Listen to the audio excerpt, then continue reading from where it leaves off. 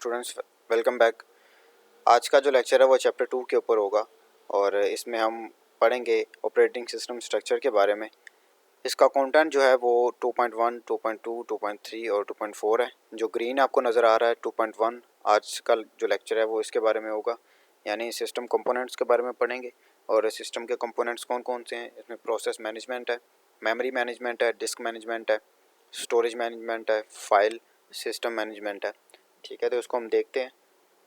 सबसे पहले हम बात करते हैं सिस्टम कंपोनेंट्स की। N operating system has many components that manage all the resources in a computer system. Operating system के अंदर बहुत सारे जो है अज्जा होते हैं जो क्या करते हैं, मैनेज करते हैं कंप्यूटर के रिसोर्सेज को। ठीक है, तमाम रिसोर्सेज को मैनेज करने के लिए हम जो कंपोनेंट्स यूज़ करते हैं उसको हम क्या करते हैं, सिस्टम कंपोनेंट। यानी सिस्टम के कंपोनेंट को जो मैनेज करने के लिए हम रिसोर्स यूज़ करते हैं, ज़राए यूज़ करते हैं, उनको हम सिस्टम कंपोनेंट कहते हैं। Ensuring proper execution of program, ताकि हमारा प्रोग्राम जो है अच्छे तरीके से रन हो रहा हो, एग्जीक्यूट हो रहा हो या काम अच्छे तरीके से हो रहा हो। फॉर एग्जांपल अगर हमने अभी ये पावर पॉइंट ओपन किया तो ये अच्छे तरीके से रन होना चाहिए, तो ये एक रिसोर्स है। ठीक है, we briefly describe this components in this section. तो हम जो है इसको डिटेल से डिस्कस करेंगे। नंबर 1 पे है प्रोसेस मैनेजमेंट, उसके बाद main memory management, secondary storage management, input output system management, file management, protection system, networking and command line interpreter. Networking के बारे में आप लोगों को जो है नेटवर्किंग के सब्जेक्ट में भी पढ़ा हुआ है, तो इसके डेफिनेशन की हद तक हम रहेंगे, तो बाकी डिटेल आप उसी सब्जेक्ट के अंदर पढ़ेंगे। इस चैप्टर का जो है मेन थीम हमारा सिस्टम कंपोनेंट्स के ऊपर होगा और ख़ास तौर पर मैनेजमेंट के ऊपर। ख़ास तौर पर आज का जो लेक्चर है 2.1.1 जो कि सिस्टम कंपोनेंट्स की ही आगे टाइप है, इसमें प्रोसेस मैनेजमेंट है। सबसे पहले, a process can be thought of as program in execution. Program जब एग्जीक्यूशन की हालत में होता है, ठीक है, तो ये हम सोच सकते हैं कि ये प्रोसेस मैनेजमेंट, ये प्रोसेस हो रहा है हमारा काम। इट नीड्स सर्टन रिसोर्सेज, इसको बहुत सारे ज़राए की ज़रूरत होती है, इंक्लूडिंग CPU टाइम, ये सेंट्रल प्रोसेसिंग यूनिट का टाइम भी कंज्यूम करता है। मेमोरी, इसको मेमोरी भी चाहिए। उसके बाद फाइल्स, प्रॉपर फाइल चाहिए जहाँ पे जो है वो फाइल्स इसकी लोड हो रही हूँ। फॉर एग्जांपल अगर आप मोबाइल यूज़ करते हैं एंड्रॉयड का, तो जब आप कोई एक्टिविटी करते हैं, फेसबुक यूज़ करते हैं, तो आपने देखा होगा कि आपके स्टोरेज के अंदर एक एंड्रॉयड का फोल्डर बन जाता है। ठीक है, और उसमें डिफरेंट फाइल्स होती हैं जिसमें आपको कोई डाटा नहीं होता, और वो वही फाइल्स होती हैं जो एक सिस्टम एग्जीक्यूशन के दौरान जो है वो जनरेट होती हैं। Input output devices to accomplish this its task, तो इसके टास्क को कंप्लीट करने के लिए हम ये सारी चीज़ें यूज़ करेंगे, CPU time, memory, files, input output devices. The operating system is responsible for, किस चीज़ का रिस्पॉन्सिबल होता है, क्रिएटिंग एंड टर्मिनेटिंग। क्रिएटिंग कहते हैं किस चीज़ को बनाना, टर्मिनेट कहते हैं उस चीज़ को निकालना या एंड कर देना किसी चीज़ का। Creating and terminating both user and system process, user के और सिस्टम के प्रोसेस को एंड कर देना। यूज़र का प्रोसेस क्या है कि आपने कोई इंस्ट्रक्शन पास किया, ठीक है, तो वो इंस्ट्रक्शन पे जब फॉलो किया जाता है तो वो सिस्टम का प्रोसेस हो जाता है। तो सिस्टम उसको यूज़र के जो भी पॉइंट होता है तो उसको फॉलो करके एग्जीक्यूट करता है। सस्पेंडिंग कहते हैं थोड़ी वक्त के लिए पॉज देना, एंड रिज्यूमिंग कि दोबारा उसको चला देना, प्रोसेस को दोबारा चलाना और स्टॉप करना। ठीक है, providing mechanism for process synchronisation. Synchronisation कहते हैं लिंक करना दो डिवाइसेस को या दो सिस्टम्स को। तो सिंक्रोनाइज होना हमारा जो है सिस्टम लाजमी है, क्योंकि अगर यूज़र और सिस्टम के दरमियान कोई कम्युनिकेशन नहीं होगी तो वो जो है एक दूसरे के साथ सिंक ना होने की वजह से ही नहीं होगी। Providing mechanism for process communication, यानी कि उनके दरमियान जो है वो इंफॉर्मेशन पास करने के ज़राए प्रॉपर होने चाहिए। ठीक है, और वो तभी होगा जब सिंक्रोनाइजेशन होगी। Providing mechanism for deadlock handling. Deadlock कहते हैं ब्लॉक स्टेट, किसी भी सिस्टम की ब्लॉक स्टेट हमारे पास क्या होती है, डेडलॉक। अब ये डेडलॉक की एग्जांपल मैं आपको बताता हूँ। आप अगर ये पिक्चर देख रहे हैं तो इसमें आपको पता चलेगा कि यहाँ पे अगर यही सूरत चल रही तो ट्रैफिक चल रही है चारों तरफ से, प्रॉपर सिग्नल नहीं है, जिस वजह से क्या हो रहा है कि ट्रैफिक चल भी नहीं रही, ब्लॉक है बिल्कुल। तो ये एक डेडलॉक की एग्जांपल है। तो अगर तो ये पीछे हो जाते हैं, ये वाली लाइन पीछे हो जाती है तो ये गुजर जाएगी, यानी किसी ना किसी को हटना पड़ेगा। और सिस्टम की हालत से अगर हम देखें तो इसका मतलब क्या है कि हर प्रोसेस जो है CPU मांगना चाह रहा है, लेकिन किसी को भी नहीं मिल रहा क्योंकि सभी एक ही स्टेट पे खड़े हैं, और यही अगर बारी बारी सब आएँ तो सबको CPU मिल जाएगा सिस्टम के पॉइंट ऑफ व्यू से अगर हम देखें तो सेम अगर ये लाइन पीछे हो जाए तो इसको रास्ता मिल जाएगा, ये पीछे हो जाए तो इसको रास्ता मिल जाएगा। तो ये एक डेडलॉक की स्टेट है, यानी किसी ना किसी को प्रेफरेंस जो है हमें देनी पड़ेगी ताकि पहली बारी किसकी है। मेन मेमोरी मैनेजमेंट है। Main memory is a large अरे of words.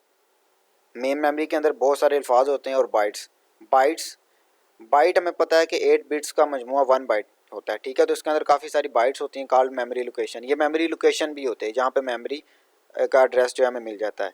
Ranging in size from hundreds of thousand to billions, तो इसका साइज जो है बहुत ज़्यादा बड़ा होता है। एवरी वर्ड और byte has its own address.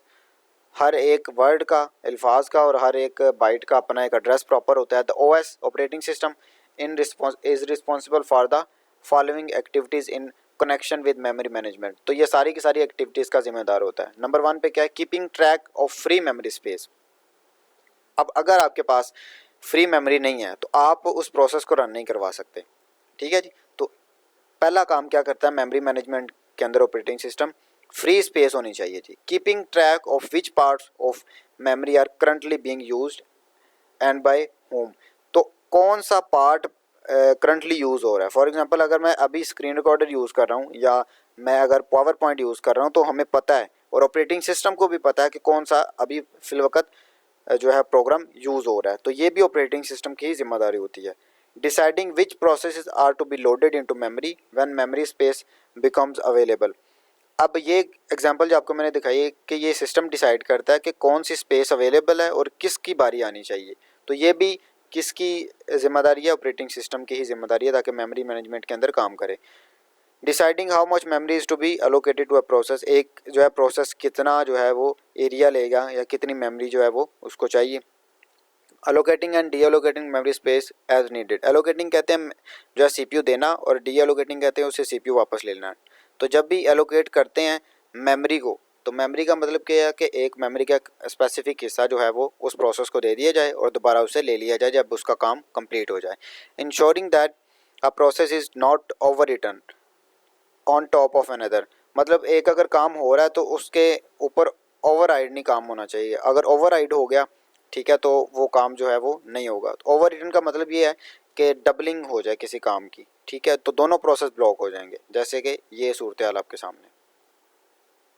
उसके बाद हम देखते हैं disk and secondary storage management. इसमें अगर हम देखें तो क्या है जी, the main purpose of a computer is to execute program. Computer का सबसे जो मेन पर्पज़ है जी वो क्या है, प्रोग्राम को एग्जीक्यूट करना। और वो प्रोग्राम कोई भी हो सकता है जो भी हम एक्टिविटी कर रहे हैं। The programs along with the data they access must be in the main memory. तो प्रोग्राम जो भी हम रन करवाना चाह रहे हैं वो मेन मेमोरी के अंदर होना चाहिए। और primary storage during their execution. ये ना हो कि प्रोग्राम मेमोरी में पड़ा ही नहीं हुआ तो आप उसी को कॉल किए जा रहे हैं। फॉर एग्जांपल अगर मेरे पास पावर पॉइंट नहीं है, या कोई और एग्जांपल ले लो, अगर मेरे पास कोई सॉफ्टवेयर है ही नहीं और मैं उसको सर्च कर ही जा रहा हूँ तो वो सिस्टम जो है वो आपको कोई रिस्पॉन्ड नहीं देगा उसका। Since main memory is too small to accommodate all data and program. तो मेन मेमोरी जो है बहुत छोटी होती है, ठीक है, ताकि वो सारी की सारी जो है वो प्रोग्राम को रन करवा सके। The computer system must provide secondary storage to backup main memory. Main memory basically RAM होती है, तो सारे के सारे जो है प्रोग्राम हम रैम के अंदर जो है वो वहाँ से कॉल करते हैं। तो इसीलिए हम क्या करते हैं, सेकेंडरी स्टोरेज यूज़ करते हैं जिसको हम हार्ड डिस्क कहते हैं, ठीक है। तो ये हमारी ज़रूरत होती है। अगर हम सेकेंडरी स्टोरेज यूज़ नहीं करते तो हम अपना काम नहीं कर पाएंगे। The operating system is responsible for the following activities in connection with disc management. ये सारी की सारी एक्टिविटीज़ का जिम्मेदार होता है। कौन कौन सी, फ्री स्पेस मैनेजमेंट जो हमने पहले बात की, storage allocation and D allocation ये भी हमने बात कर ली, और डिस्क स्केजुलिंग कि डिस्क जो है वो उसका टाइम पीरियड क्या होना चाहिए, ठीक है जी। Input output system management. The input output sub system consist of, ये किस पे कंसिस्ट करता है, a memory management component that includes buffering, caching and spooling. अब बफरिंग, कैशिंग, स्पॉलिंग क्या है इसके डिटेल हम बाद में पढ़ेंगे, लेकिन अभी तक मैं आपको ये बता दूं कि ये हमारे सिस्टम को क्या करती हैं, एक इफ़ेक्टिव वे में चलाने के लिए यूज़ होती हैं, ठीक है। तो इनपुट आउटपुट जो है वो इस चीज़ की ज़िम्मेदार होती है। A general device driver interface. Device driver जो है वो ड्राइवर कंट्रोलर के साथ यूज़ होते हैं और ये डिवाइस कंट्रोलर हमने पढ़े हुए हैं, ठीक है। तो ये किस लिए यूज़ होते हैं, इसका इंटरफेस प्रोवाइड करने के लिए कि कौन सा काम अभी फिलवकत सिस्टम पे हो रहा है, drivers for specific hardware device, तो हार्डवेयर के भी स्पेसिफिक ड्राइवर होते हैं। फॉर एग्जांपल हमारे पास जो है सिस्टम का अगर ड्राइवर मिसिंग है, साउंड का ड्राइवर मिसिंग है, तो हमारा काम जो है नहीं होगा। ठीक है, तो ये ड्राइवर्स को भी मैनेज करता है। उसके बाद जो है फाइल मैनेजमेंट है। Computers can store information on several types of physical media. ये डिफरेंट टाइप्स की जो है वो फिजिकल मीडिया पे इंफॉर्मेशन को स्टोर कर सकता है। For example magnetic tape use होती थी, जो पहले यूज़ हुआ करती थी, अभी इसका रुझान बहुत कम है। मैग्नेटिक डिस्क है, ऑप्टिकल डिस्क है। तो हमारे पास जितनी भी अभी जदीद दौर में भी मेमोरी स्टोरेज के लिए लाता है, फॉर एग्जांपल मेमोरी कार्ड है, ठीक है।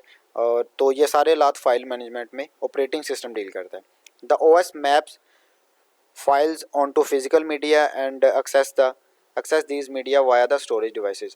तो ये इस स्टोरेज डिवाइसेस को किसके थ्रू एक्सेस करता है, ये मीडिया को किसके थ्रू एक्सेस करता है, स्टोरेज डिवाइस के थ्रू। अगर आपके पास स्टोरेज डिवाइस है ही नहीं, हार्ड डिस्क नहीं है, मेमोरी कार्ड नहीं है, तो वो उसको एक्सेस नहीं कर सकेगा क्योंकि डाटा हमारा उसके अंदर होगा। The operating system is responsible for the following activities with respect to file management. File management के लिहाज से कौन कौन सी एक्टिविटीज़ करता है। Creating and deleting files, file को बनाना और उन फाइल्स को डिलीट करना। क्रिएटिंग एंड डिलीटिंग डायरेक्टरीज, अब एक प्रॉपर डायरेक्टरीज होती हैं हर एक फाइल की, ठीक है, जो आपने फर्स्ट ईयर में जब आपने कमांड्स पढ़ी थी तो आपको इस चीज़ का आइडिया होगा, ठीक है। सपोर्टिंग प्रिमिटिव्स ऑपरेशन वो होते हैं जो प्री डिफाइंड पहले से होते हैं, ठीक है। जैसे आपने प्रिमिटिव्स और नॉन प्रिमिटिव डाटा टाइप पढ़ी थी प्रोग्रामिंग के अंदर, तो उसी तरह यहाँ पे प्रिमिटिव्स ऑपरेशन कौन से होते हैं, जो प्री डिफाइंड पहले से हमें पता होते हैं। For manipulating files and directories, अगर हमारे पास प्रिमिटिव नहीं है तो एकदम से सिस्टम के लिए डिसाइड करना मुश्किल हो जाएगा, तो डेडलॉक की कंडीशन बन सकती है। Mapping files onto the secondary storage, secondary storage में फाइल को जो है वो एक सीक्वेंस के साथ रखना, उनका मैप बनाना है, ठीक है। Banking file, banking a file on stable non volatile storage media, तो ये नॉन वोल्टाइल तौर पर क्या करता है, फाइल्स का बैकअप रखता है। ये ना हो कि लाइट चली जाए और डाटा जो है वो सारा ज़ाया हो जाए। प्रोटेक्शन सिस्टम बेसिकली इसका ओवरव्यू क्या है। If a computer system has multiple user, एक कंप्यूटर सिस्टम के अगर बहुत सारा इस्तेमाल करने वाले हैं, and allows concurrent execution of multiple process, तो एक ही वक्त में वो क्या करे, बहुत सारे प्रोसेस को एग्जीक्यूट करने की कोशिश करे। Then the various processes must be protected, तो डिफरेंट जो प्रोसेसेस हैं वो क्या होने चाहिए, एक महफूज शील्ड के अंदर होनी चाहिए। फ्रॉम ईच अदर एक्टिविटीज़, तो एक दूसरी की एक्टिविटीज़ के साथ उनका लिंक नहीं होना चाहिए। ये ना हो कि एक प्रोसेस आप कर रहे हैं और उसका लिंक किसी दूसरी के साथ जाके हो गया, सिंक हो गया, तो उसके लिए कम्युनिकेशन जो है वो आपका सारा प्रोसेस जो है डिस्टर्ब हो जाएगा। Process is any mechanism for controlling the access of programs, ठीक है जी, प्रोसेसेस और user to the resources defined by a computer system. तो ये प्रोटेक्शन होती है सिस्टम की, कंट्रोलिंग के लिहाज से भी और उसके रिसोर्स डिफाइनिंग के लिहाज से भी, कि रिसोर्सेज हमारे कौन से ज़राए हैं। कमांड लाइन इंटरप्रेटर शेल्स, ये क्या होता है जी, one of the most important system program for an operating system is command line interpreter which is the interface between the user and operating system. Operating system और user के दरमियान जो है वो कमांड लाइन लिंक मुहैया करता है। जैसे कमांड प्रॉम्प्ट हम यूज़ करते हैं, जब हमने आप लोगों ने प्रोग्रामिंग जब सीखी थी तो तब आपने देखा होगा कि जब हम कोड को रन करवाते हैं तो कंपाइलर के ऊपर लेके जाते हैं, तो ये कमांड लाइन इंटरफेस एक प्रोवाइड किया था, कमांड प्रॉम्प्ट के थ्रू हमें मिला था, ठीक है। तो which is interface between the user and operating system, तो यूज़र जो आप कोड लिख रहे थे और ऑपरेटिंग सिस्टम आपको एक सिस्टम इंटरफेस प्रोवाइड कर रहा था। Its purpose is to read user commands and try to execute them, तो यूज़र कमांड को वो रीड करता था और उसको एग्जीक्यूट करने की कोशिश करता था। Some operating system include the command interpreter in kernel, kernel के अंदर कमांड इंटरप्रेटर भी होते हैं। Other operating system Unix, Linux and disk operating system DOS treat it as a special program that run when a job is initiated, जब एक job जो है वो डिफाइंड हो जाती है, स्टार्ट हो जाती है, और when a user first logs on time sharing system, तो जब एक जॉब जो है वो रन होती है इनिशियली, तो वो डिसाइड करता है कमांड इंटरप्रेटर के थ्रू। कर्नल की अगर हम बात करें तो वो कमांड इंटरप्रेटर की हेल्प लेता है। This program is sometimes called the command line interpreter and is often known as the shell. इसको shell भी कहा जाता है. सो आज के लेक्चर में हमने जो कंटेंट कवर किया वो 2.1 का है. सो नेक्स्ट लेक्चर में इंशाल्लाह मुलाकात होगी. तब तक के लिए जो है वो अल्लाह हाफिज़.